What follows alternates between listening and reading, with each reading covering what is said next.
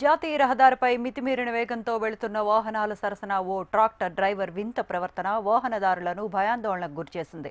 ప్రాణాంతక విన్యాసాలతో సాటి వాహనదారులను బెంబేలెత్తించారు. జోగులాంబ గద్వాల జిల్లా మానవపాడు నుండి ఉండవల్లి మండల పరిధిలోని జాతీయ రహదారిపై యువకుడు ట్రాక్టర్పై సాఫీగా పడుకుని డ్రైవింగ్ చేసుకుంటూ పోవడంతో వాహనదారులు తీవ్ర ఇబ్బందులకు గురయ్యారు.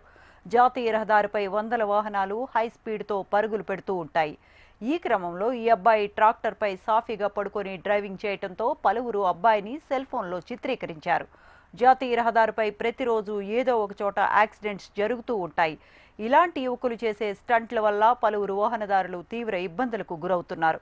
ఈ ట్రాక్టర్కు సంబంధించిన యువకుడు ఉండవెల్లి మండలం పుల్లూరు గ్రామంకు చెందిన వ్యక్తిగా సమాచారం. ట్రాక్టర్ డ్రైవర్ ఆచూకీ తెలుసుకుని చట్టపరంగా చర్యలు తీసుకోవాలని పోలీసులు భావిస్తున్నారు. జాతీయ రహదారిపై వాహనదారులను ఇబ్బంది పెట్టే చర్యలను మానుకోవాలని సూచించడంతో పాటు కుటుంబ సభ్యులకు కలిపి కౌన్సిలింగ్ ఇవ్వబోతున్నారు.